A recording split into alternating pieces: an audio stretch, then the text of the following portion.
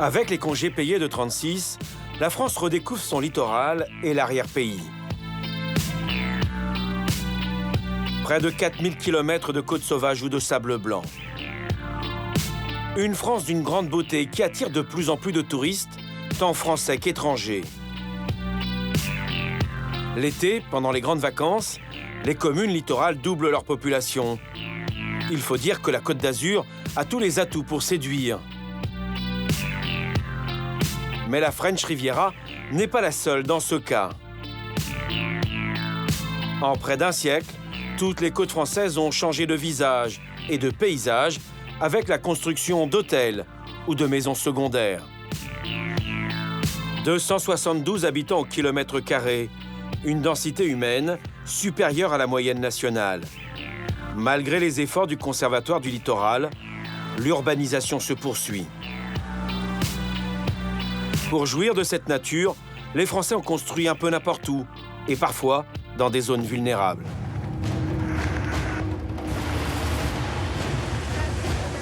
La nature reprend parfois ses droits comme ici, dans l'arrière-pays varois, ou plus loin, sur la côte vendéenne.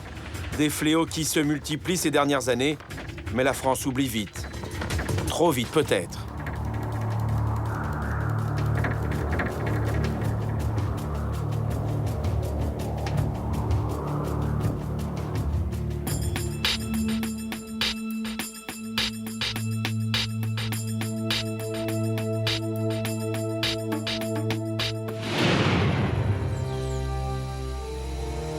Avant juin 2010, cette région que nous survolons était dans les guides touristiques un endroit où il faisait bon vivre. Pendant les étés caniculaires, Rebouillon, ce petit village typique de l'arrière-pays varois, était une agréable oasis de fraîcheur. Mais c'était avant la catastrophe, avant que la rivière ne déborde. Jusqu'à ce jour funeste, Bibiane Newsell vivait dans ce hameau. Aujourd'hui, quand elle emprunte cette route qui mène à Rebouillon, elle pense au terrible moment qu'elle a vécu. Sa vie qui a basculé comme l'image de son charmant village. Connaissez-vous un village en France où l'accès est interdit? Pour aller se rendre dans le hameau, on emprunte un sens interdit. On se met hors la loi. Parce que le village ne pouvait plus supporter la pression des touristes voyeurs qui venaient voir la détresse des villageois.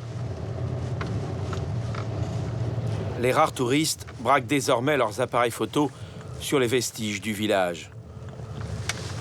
3 ans après ce drame, les immenses pierres charriées par la rivière sont toujours posées au cœur de Rebouillon. Voilà. Un symbole, comme si ces traces ne pouvaient s'effacer.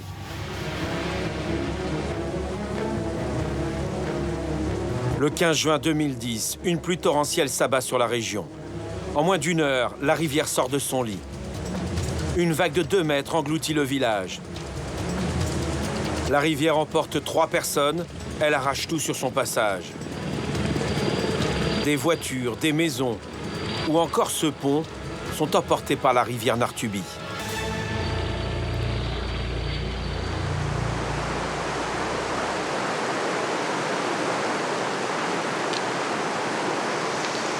Bibiane arpente ici ce qu'il reste de ses terres. Il y avait là, entre autres, son verger et son élevage de poissons. Sa famille est implantée à Rebouillon depuis près de 300 ans. Sa maison surplombe la rivière. Une vue idyllique, mais les volets restent clos. On avait un magnifique étang de pêche qui a fait le bonheur des pêcheurs de Marseille à Monaco pendant 10 ans. Et qui avait une réputation pour le cadre exceptionnel, la qualité de l'eau. Et maintenant, on a un tas de cailloux et un trou béant. Quand on a connu avant, c'était un spectacle de désolation. Bibiane Newsell préfère vivre ailleurs, loin de ce cours d'eau qui reste une menace.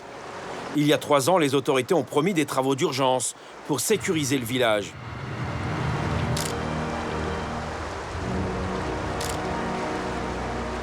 Mais ces slogans rappellent le temps qui passe et la colère qui monte.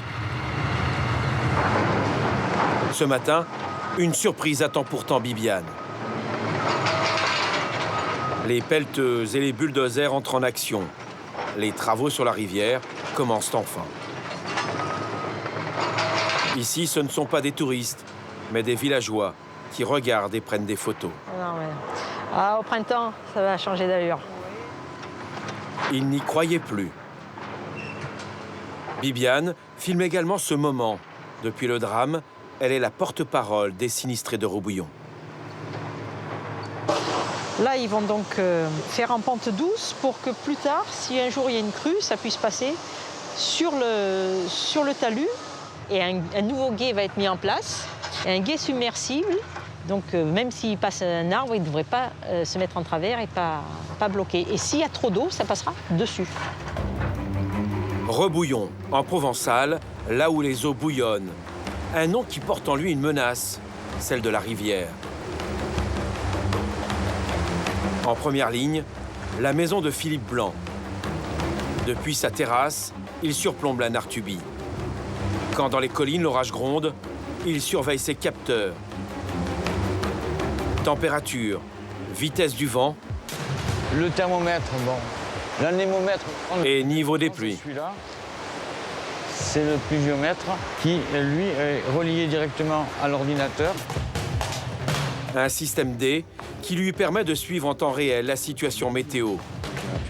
Il enregistre toutes les données, jour après jour, semaine après semaine, année après année. Un travail qui, à ses yeux, permet de mieux anticiper les risques. Bon, là, on s'aperçoit que cette année, c'est une année très pluvieuse. Parce que c'est l'année la plus pluvieuse depuis 2008. Puisque bon, ma courbe bleue est au-dessus de toutes les années. Bon, ça ne sera pas au-dessus de 2010 dans quelques temps, j'espère. Philippe Blanc espère surtout que les travaux en cours pourront mieux canaliser les crues de la rivière. Mais comme les autres habitants, il s'interroge. Pourquoi ce chantier a-t-il tant tardé? Pour Pierre-Yves Colomba, sénateur du Var, c'est un mal français. La gestion d'un cours d'eau relève du casse-tête chinois. Comme à Rebouillon où, malgré l'urgence, les blocages administratifs se multiplient. Ce qui fait que ça traîne autant, pour résumer en 2 mots, c'est parce qu'il n'y a pas de politique de prévention de l'inondation en France. Vous avez des bouts de dispositifs qui souvent se contrarient. Le grand truc, c'est que vous avez un magnifique rapport qui vous dit, voilà, il y a eu des défaillances dans ceci, dans cela, on n'a pas fait ceci, on n'a pas fait cela. La Cour des comptes est très spécialisée dans ce genre de choses. Bon, pourquoi oui, mais parce que... Non, mais moi, ça m'énerve. Parce qu'une fois que vous avez dit ça, une fois qu'on a désigné des responsables, ben voilà, tout le rapport, il dort dans son coin. La question, c'est de se poser, mais pourquoi ça n'a pas été fait? Une inertie qui choque ce parlementaire. Il veut en finir avec les discours et passer aux actes pour que les habitants de Rebouillon retrouvent leur quiétude d'antan. Dans ce village du Var, les risques de débordement de la rivière devraient être mieux maîtrisés, à condition toutefois que les pluies diluviennes ne ruinent pas cet espoir. Le lendemain matin, il pleut et il a plu toute la nuit. Bibiane est inquiète.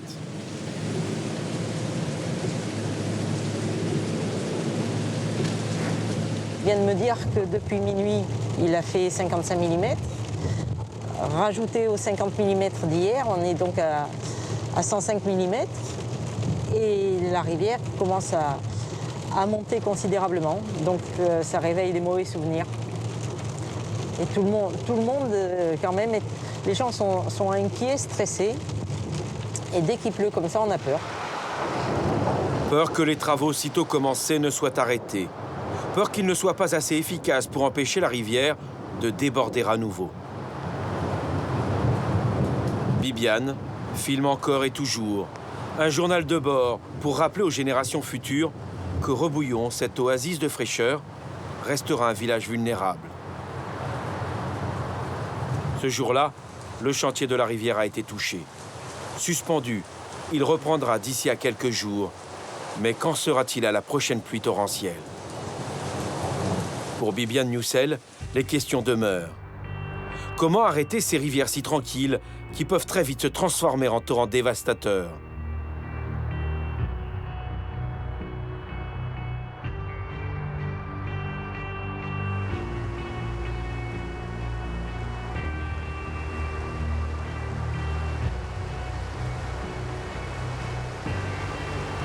Pour tous les experts, la nature reste toujours la plus forte quand elle décide de reprendre ses droits. Un lieu commun, mais Georges Olivary préfère le répéter sans cesse. Il est spécialiste en phénomènes extrêmes. On s'est dit que si la rivière avait des velléités de déborder, on allait pouvoir la maîtriser parce qu'on avait des engins puissants, parce qu'on avait des gros tracteurs, parce qu'on avait des grosses pelles mécaniques, etc. Et que tout ça, on arriverait à le maîtriser. Ce qui se passe aujourd'hui nous montre la limite de cette théorie. Les catastrophes naturelles dépassent complètement tous les moyens que l'on peut mettre en œuvre pour protéger les gens quand ils sont dans une zone à risque. Pour appuyer sa démonstration, Georges Olivary nous emmène à Draguignan. Il faut suivre le cours de la rivière Nartuby. Depuis Rebouillon, elle descend jusqu'à cette ville de 40 000 habitants. Vue d'avion, Draguignan se niche au fond d'une vallée. Elle est traversée du nord au sud par cette rivière si tranquille. Ici, dans les années 70, les constructions ont poussé comme des champignons. Des lotissements, mais aussi des zones commerciales construites sur un ancien marécage. Urbanisation anarchique. Selon l'expert, elle se fait au mépris de la sécurité des populations. On voit devant nous cette colonisation du bassin versant, et puis on voit ces petites dépressions en face. Tous ces petits vallons se sont transformés en véritables torrents. Lorsqu'ils sont arrivés dans la ville, eh bien, ils ont pris la route qui était la leur, c'est-à-dire le Grand Boulevard. Bref, on était ici dans une zone complètement sous l'eau. Car le 15 juin 2010, juste après Rebouillon, Draguignan est frappé de plein fouet. Les torrents de boue dévalent les rues. Les voitures sont emportées. La maison de retraite, la clinique, des dizaines de commerces, la zone industrielle sont noyées sous 2 mètres d'eau en moyenne. Plus de 30 000 personnes sont sinistrées. Partout, les pompiers sont débordés. À la maison d'arrêt, les 500 détenus sont évacués sous haute surveillance. Dans le département, 25 personnes perdent la vie, 12 dans la seule ville de Draguignan. Les dégâts s'élèvent à plus d'1 milliard d'euros. Ironie du sort, même la caserne des pompiers est inondée. On arrive juste sur cette caserne des pompiers que vous avez ici. On est loin de la rivière là, pourtant elle est de l'autre côté là-bas. Je suis très stupéfait qu'on ait laissé cette caserne en zone inondable. Mais je suis sûr qu'on l'a fait dans l'ignorance de l'histoire. Si on avait pris en compte l'histoire et entre autres la crue de 1827, on aurait compris qu'on était là dans une situation à risque. Des situations à risque que l'on trouve un peu partout le long de la rivière Nartuby. Ces zones vulnérables sont connues. Elles font l'objet d'études. Comment expliquer alors que des zones commerciales avec plus de 200 entreprises puissent être autorisées et construites sur ces terrains? Je vais juste m'arrêter ici pour vous montrer à quel point on est dans des situations vulnérables.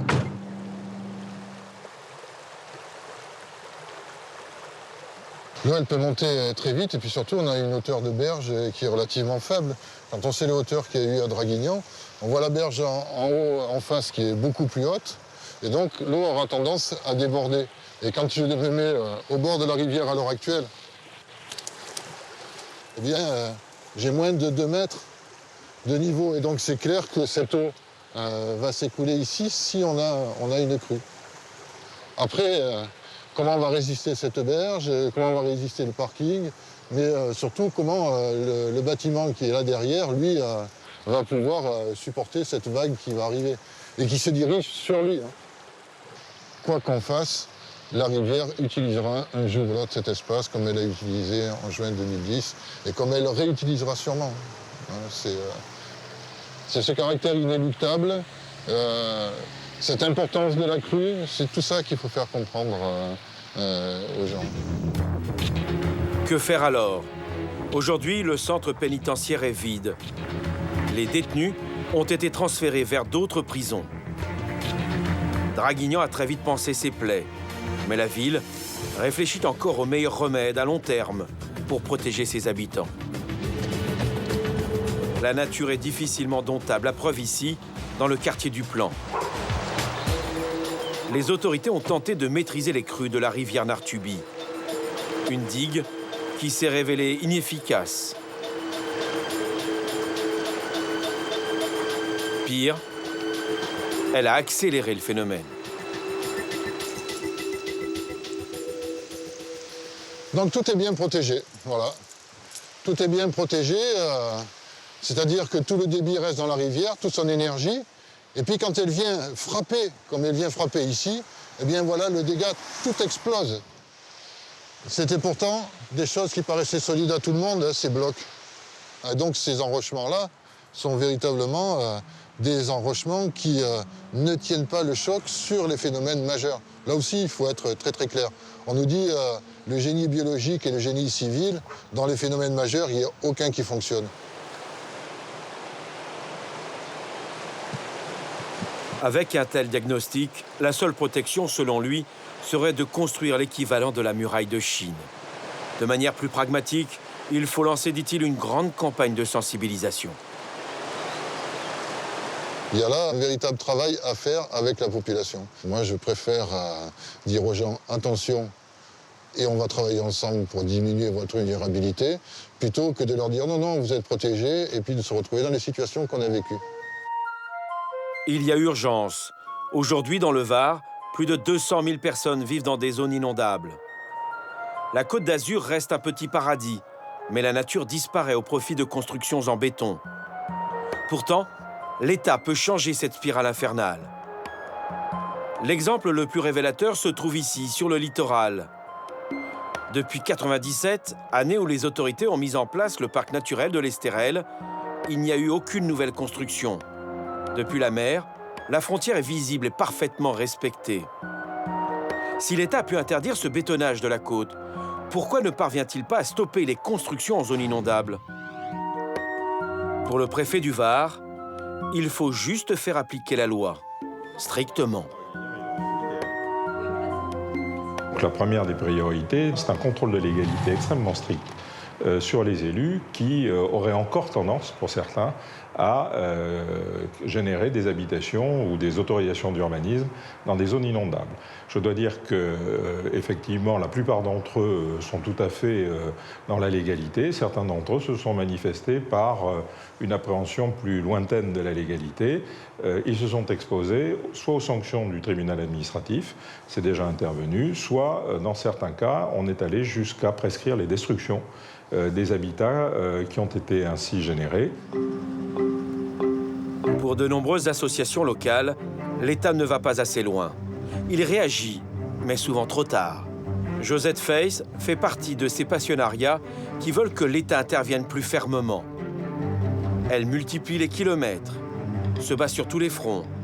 Dans ces dossiers, il y a de nouveaux projets de lotissement qu'elle veut à tout prix bloquer. Il y a aussi ceux qui sont déjà en chantier. On se bat contre tous les gens qui veulent construire en zone inondable. Il faut vraiment qu'on arrête de construire. Et c'est bien ça qui a commencé.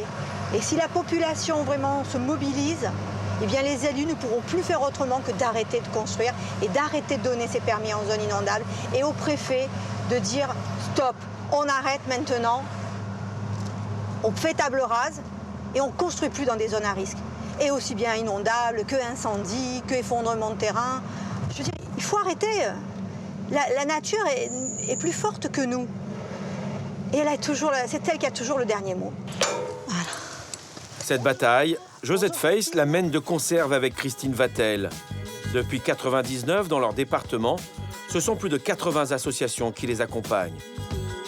Ce jour-là, elles examinent à la loupe un nouveau lotissement qui va voir le jour dans une commune voisine.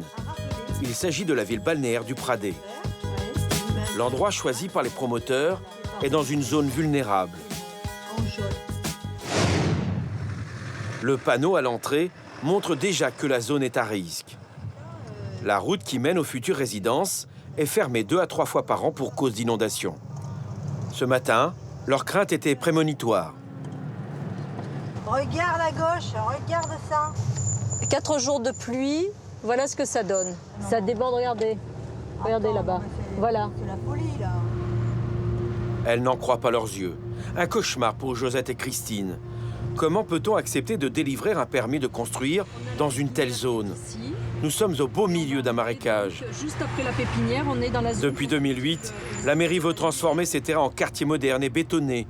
Un projet, à leurs yeux, irresponsable. Ici, il y avait des cressonnières, il y a toujours eu des serres et ça a toujours été une zone agricole. Ça n'a jamais été prévu pour être des zones d'habitation.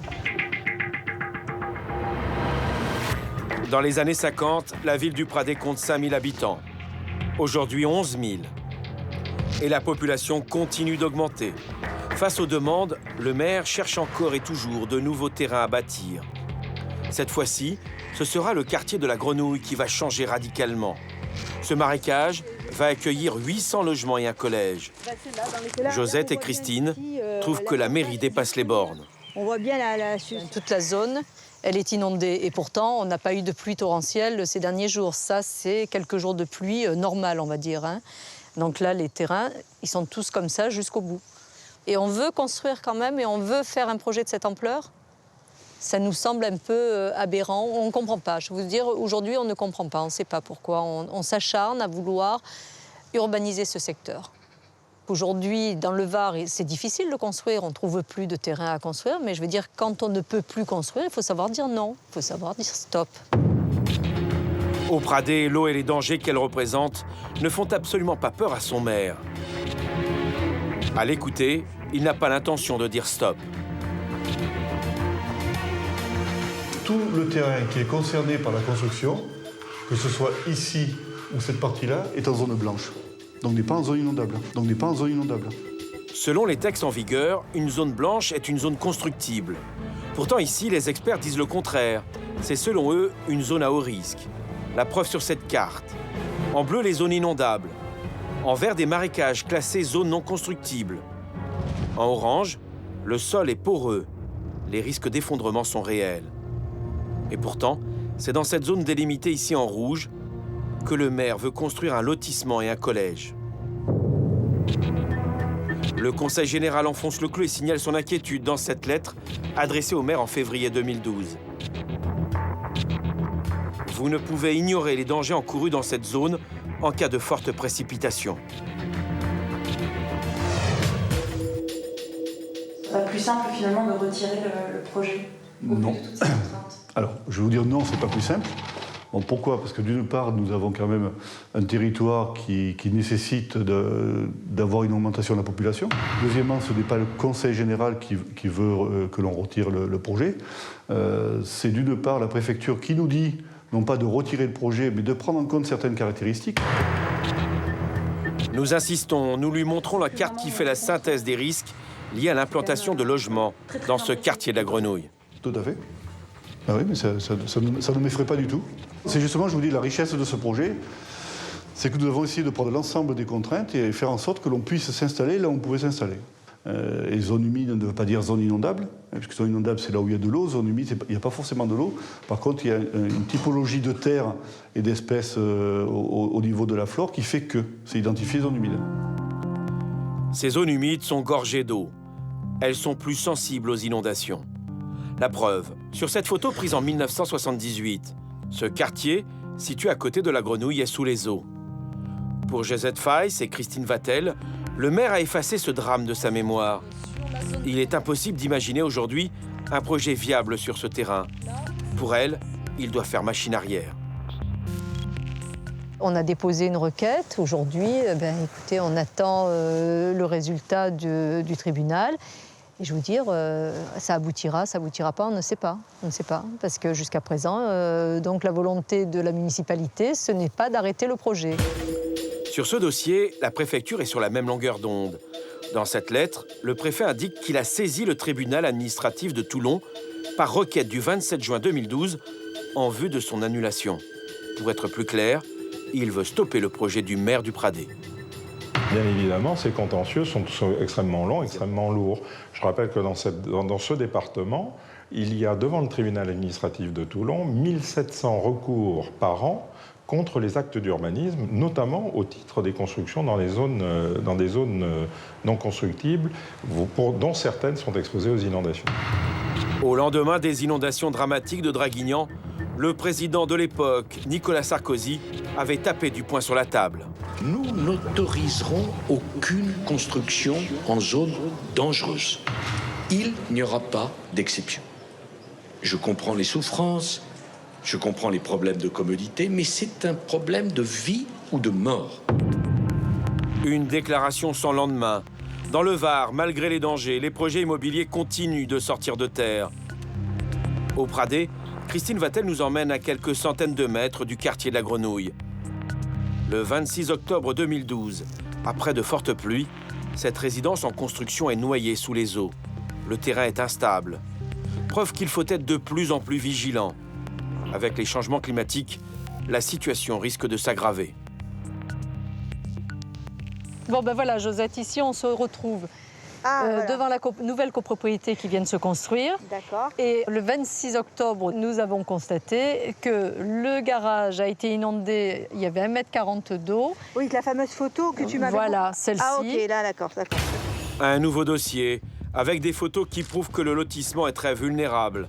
Ces clichés, pris par un habitant du quartier, montrent que cet immeuble d'une 60aine de logements est noyé à certains endroits sous 1 mètre d'eau. Quand on dit à cet endroit il y a eu une telle hauteur d'eau, il faut savoir qu'il peut y avoir plus. Voilà. On nous dit mais non, on va protéger l'environnement, on va faire attention, on va contourner les risques et tout. Oui. On ne peut pas les contourner, les risques. Voilà, tout simplement. Alors que nos passionnariats s'inquiètent des risques dans cette zone, un couple arrive.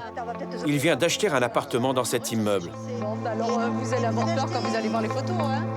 Tout était inondé et ça, personne ici dans le quartier ne l'avait vu.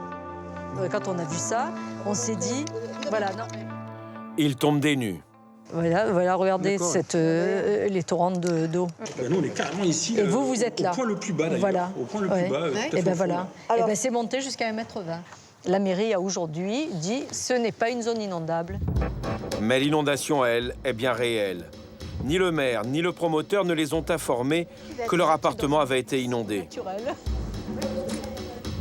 5 mois après les inondations, l'eau n'a pas disparu. Cette pompe fonctionne 7 jours sur 7. L'immeuble est situé à 2 mètres seulement au-dessus de la nappe phréatique. Les murs suintes d'eau, d'ailleurs. Hein. Depuis notre visite, le promoteur a fait construire un mur de soutènement pour empêcher toute inondation. Ce n'est pas suffisant pour Christine Vatel. L'arsenal législatif doit être élargi à ce type de zone. Que dit la loi? Depuis février 1995, le Parlement a mis en place entre autres le PPRI pour plan de prévention des risques inondations. Dans chaque commune, les préfets doivent délimiter les zones à risque. Il existe 3 niveaux. Non constructible, constructible sous certaines conditions et constructible.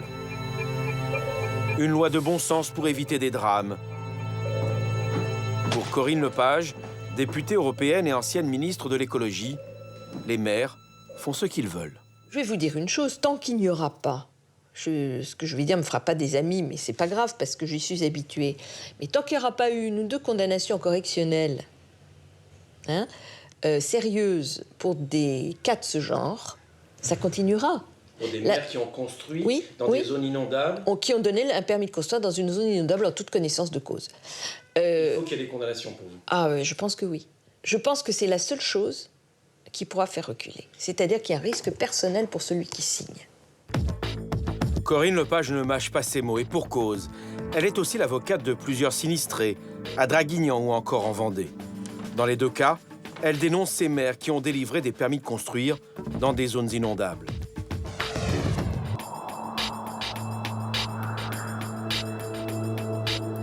Nous partons en Vendée, et plus précisément à la Faute-sur-Mer.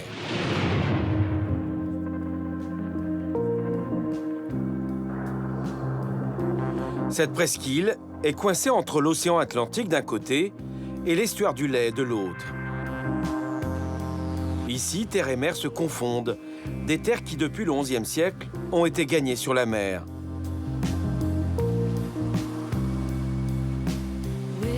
La commune que nous survolons ici n'existe que depuis 1953. C'est l'époque où les Français découvrent les charmes du bord de mer.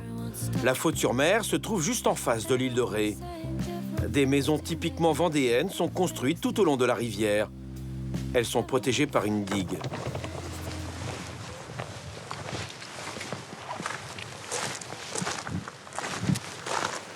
C'est ici que François Anil pensait vivre une retraite heureuse. Mais la tempête Xynthia a bouleversé sa vie. L'eau est rentrée par là, elle a couru tout le long de ce chemin. Donc, rendu ici, c'est monté rapidement, mais bon, pas tellement. Donc, ça laissait quand même large. À partir du moment où on a compris ce qui se passait, ça laissait largement le temps de se mettre en sécurité. Alors que les gens qui étaient plus loin là-bas, ça a été beaucoup plus vite. Là-bas, derrière la digue, il ne reste plus que cet amas de cailloux. Avant, il y avait une résidence avec de belles villas. Vu d'hélicoptère, c'est encore plus impressionnant. Un quartier a été rayé de la commune. Il ne reste que les voies d'accès qui menaient aux maisons. L'endroit porte désormais un nom, la cuvette de la mort. Dans la nuit du 27 au 28 février 2010, la tempête Xynthia balaie le littoral atlantique. Pour beaucoup, c'est une nuit d'horreur. Pris au piège, les propriétaires des maisons de plain-pied sont coincés. 53 personnes sont tuées par la montée des eaux. 29 victimes, rien qu'à la Faute-sur-Mer, dans cette cuvette de la mort. Un drame d'une telle ampleur aurait-il pu être évité? Pour de nombreux experts, le nombre élevé de victimes s'explique facilement. Le PPRI n'a pas été respecté. En juin 2007, près de 3 ans avant Xynthia, la préfecture avait établi un nouveau plan de prévention des risques pour les communes de l'estuaire du Lay.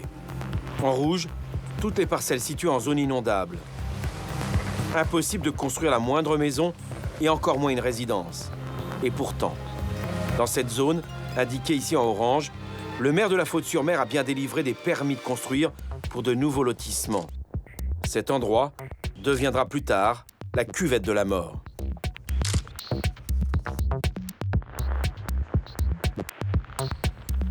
Je pense que tout élu, qu'il s'appelle Maratier ou Tartampion, avec son équipe municipale, il aurait eu la même stratégie de développement, considérant que tous les lotissements dont on a parlé tout à l'heure, ils passent devant les services de l'État, devant la commission des sites, ils ont tous reçu une instruction des services de... Voilà, donc c'était clairement identifié avec avis favorable, donc voilà. Les responsabilités sont multiples. Au lendemain du drame, le maire n'est pas le seul mis en examen pour homicide involontaire et mise en danger d'autrui. La justice poursuit aussi 2 de ses adjoints, un promoteur local et un technicien de la DDE. René Maratier a beau se dédouaner, il n'a pas respecté le PPRI, qui interdisait dès 2007 toute construction dans ce quartier. Je reste persuadé que tout élu, quand il arrive dans une collectivité, on le voit partout, c'est une des missions des communes voilà, d'aménager son territoire. Autrement, ça, si pendant 24 ans de maire, tu fais rien, ça paraît un peu déraisonnable quand même. Jusqu'à la tempête Xynthia, René Maratier était un maire très populaire. Il faut dire que jusque-là, il faisait tout pour développer son petit coin de paradis. Mais en 2001, le préfet de Vendée ferme le camping municipal. Il se trouve en zone inondable. Le maire mobilise alors ses troupes et obtient la réouverture du camping. Voici ce qu'il en reste aujourd'hui. La tempête a tout dévasté. Là, franchement, je commence à être très pessimiste. Je commence à être très pessimiste parce que je me rends compte que rien ne tient devant aujourd'hui le pouvoir de l'argent et les intérêts économiques de très court terme. Rien ne tient. C'est-à-dire que les maires passent outre. Les maires, ils ont besoin de développement économique, ils ont besoin d'habitants pour avoir des impôts, pour pouvoir faire des routes, pour pouvoir faire ceci, pour pouvoir faire cela, et faire cela pour pouvoir être réélus, et ainsi de suite, et ainsi de suite. Pour éviter un nouveau Xynthia, l'État décide de racheter à leurs propriétaires 603 maisons. Toutes sont rasées, car situées dans des zones vulnérables. Sur le littoral vendéen, depuis la tempête, seuls 20 millions d'euros ont été injectés pour rénover ces défenses contre les assauts de la mer. Dans ce cadre, les 6 kilomètres de digues de la Faute-sur-Mer devaient être rénovés. Mais 3 ans plus tard, toujours rien. Les habitants trouvent le temps long. Ce qu'on dit aujourd'hui, c'est que l'État a dépensé 150 millions d'euros, rapport de la Cour des comptes, pour racheter des maisons. Avec 150 millions d'euros, on pouvait faire quand même une digue, on pouvait faire une belle digue. Hein. Une digue, c'est, en gros, c'est 1 million et demi d'euros, 2 millions grand maximum du kilomètre. François Anil est bien désemparé. Il n'a pas été exproprié, mais sa maison reste dans une zone vulnérable. La digue, qui protège son lotissement, aurait dû, selon lui, être renforcée et rehaussée. Ici, c'est une structure sableuse. Bon, il n'y a rien eu de fait. Il faudrait tout reprendre, tout refaire. Hein. Et pour l'instant, il n'y a rien eu de fait. C'est une... Bon. Voilà. Il est d'autant plus en colère qu'une seule digue dans le village a été consolidée. Il s'agit de celle qui était en chantier avant le passage de la tempête Xynthia. Elle protège désormais la funeste cuvette de la mort. Donc là, c'est bien protégé. Bon, il n'y a plus de maison derrière.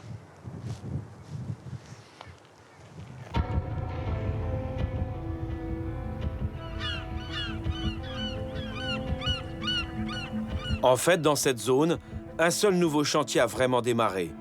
C'est en face, à l'Aiguillon-sur-Mer, une digue sur des centaines de mètres avec de grosses pierres empilées.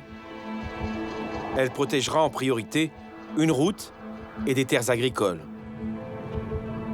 Certaines exploitations se trouvent dans la bande du Conservatoire du littoral. C'est le cas de la ferme de Jean-Paul Rau. En 2004, il débarque dans la baie de l'Aiguillon. Jeune éleveur, il possède 250 hectares. Amoureux de cet espace protégé, il sait que cette terre gagnée sur la mer peut très vite être submergée. Avant, je ne regardais pas du tout les coefficients de marée, c'est clair. Et aujourd'hui, les coefficients de marée, ben, je regarde la météo par rapport au vent. Hein. Et c'est les deux combinés ensemble qui nous inquiètent à chaque fois, quoi. Mais avant, je n'y regardais pas, c'est vrai, mais aujourd'hui, on y regarde plus.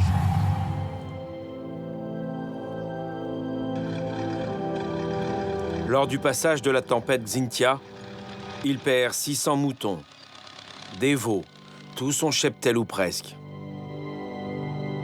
Seules ses 150 vaches ont survécu.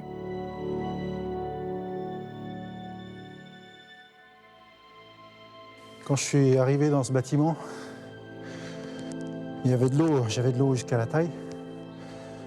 Toutes les brebis étaient dans les barques, dans les parcs. Elles gueulaient toutes, elles me regardaient toutes, et j'avais pas la solution pour les faire sortir. Jour après jour, il reconstitue son troupeau. 3 ans après avoir tout perdu, il envisage l'avenir avec prudence. Ces derniers temps, il a interrogé les anciens. Il s'est plongé dans l'histoire locale. Et il a compris que seul le retour aux vieilles méthodes peut protéger sa ferme et ses animaux. Il plaide aujourd'hui pour une digue naturelle. Nos brebis vont revenir sur ces digues pour pâturer, pour avoir un couvert végétal qui va être dense. C'est le piétinement, oui, qui va raffermir la digue et qui va boucher les... Comme là, on voit, hein, ben, même si on est en plein hiver, il y a l'argile qui a travaillé. Là, c'est des micro-fissures qu'on voit au travers de l'argile. Mais ces micro-fissures, en plein été, on peut passer la main au travers des fentes. Et donc, les moutons, le fait de passer sur ces digues, va refaire tomber de la terre fine dans ces fentes et va consolider la couche superficielle.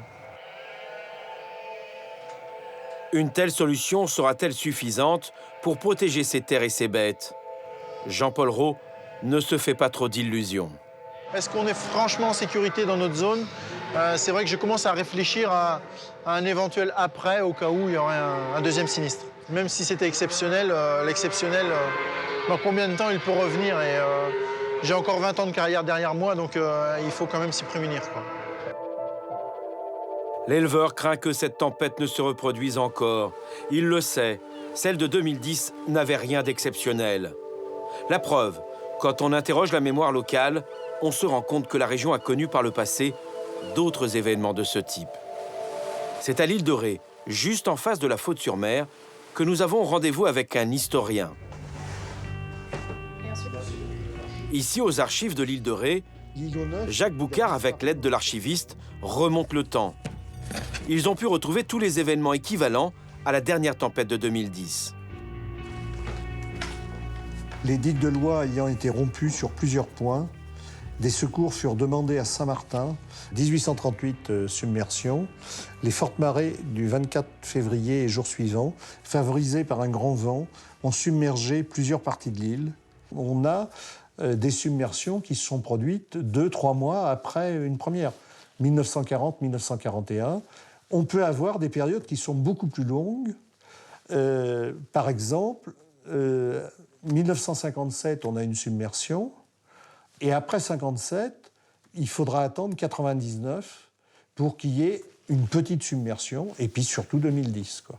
On a aussi les dunes là, qui se sont formées. Pour faire taire tous ceux qui refusent de croire à la récurrence de ces phénomènes extrêmes, Jacques Boucard a créé un collectif pour sensibiliser les populations, mais aussi les autorités locales. Tout l'intérieur du Fier d'Ars, donc toutes les zones de marais salants ici. Sur la période d'après-guerre, et notamment les années 70, où on a eu un développement important de l'urbanisation, on a construit dans des zones qui étaient des zones inondables et que l'on savait être inondables. Pour moi, c'est criminel. C'est criminel, et d'autant plus que les gens qui sont originaires de ces territoires savaient que c'était des zones qui étaient fortement inondables. Donc c'est pas un oubli. Pour moi, c'est vraiment, oui, criminel. Avant de le quitter, l'historien nous répétera encore que Xynthia se reproduira, ici et ailleurs. Alors que faire pour protéger toutes ces populations qui vivent dans ces communes si vulnérables? Ne faut-il pas exproprier? Dans une telle hypothèse, il existe le fonds Barnier. Chaque année, une enveloppe de 160 millions d'euros environ est débloquée.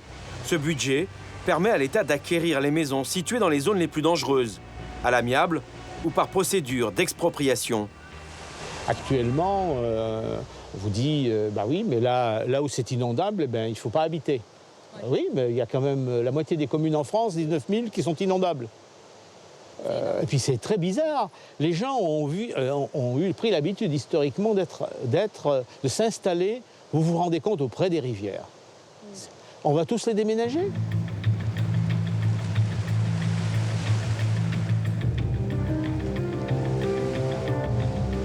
Pour le sénateur, cette solution n'est pas réaliste. La prévention des risques sur le terrain doit primer. Mais dans cette période de crise, une telle politique risque d'être impossible à financer, d'autant qu'il faut d'abord régler le passif. Le fonds Barnier, c'est modeste pour payer l'indemnisation de Xynthia, monsieur. Plus Draguignan, qui est tombé la même année. Il faut 3 ou 4 ans de fonds Barnier.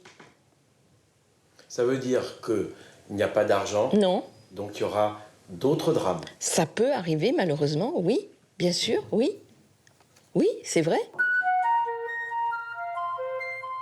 À ce stade de notre enquête, une question reste en suspens. Peut-on au moins limiter les risques? Si des centaines de spécialistes, français et étrangers, se penchent sur cette question, il semble que la priorité, pour trouver une parade efficace, soit de retenir les leçons du passé. Dans le sud de la France, une ville est aujourd'hui un exemple à suivre. Nous sommes dans le Vaucluse, à Vaison-la-Romaine. Sous le pont antique coule l'Ouvèze, cette rivière qui traverse la commune et ses maisons provençales. Un patrimoine d'une richesse exceptionnelle qui a failli disparaître sous des tonnes d'eau.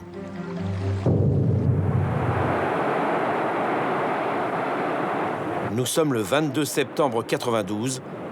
La rivière déborde de toutes parts. L'eau s'infiltre dans les maisons du centre-ville.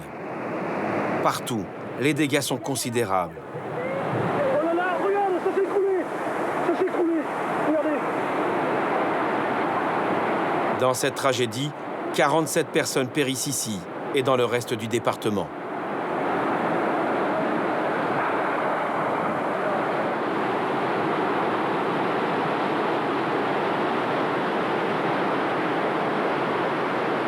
Le lotissement était protégé derrière une digue. Donc c'est vrai que les gens se sentaient relativement à l'abri, c'est un peu le problème. Alors c'est pas une très grosse digue, c'est pas comme les digues du Rhône, mais le petit monticule qu'on vient de passer, c'est la digue qui était censée protéger le lotissement d'une petite crue. On voit, on a un empierrement. Mais bon, le jour de la catastrophe, la digue elle a été submergée.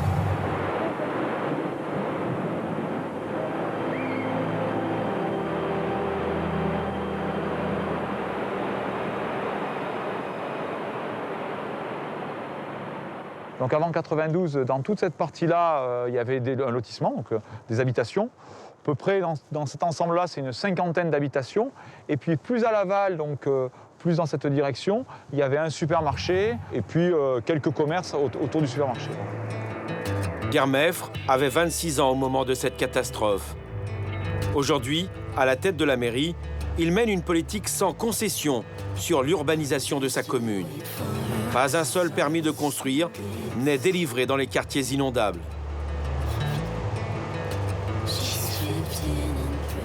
Reconstruire, c'est inenvisageable. Enfin, ça serait, à la limite, le terme, mais ça serait criminel. C'est-à-dire qu'on remettrait des gens dans une situation où ils risquent de perdre leur vie. Donc ça, c'est pas possible pour un élu.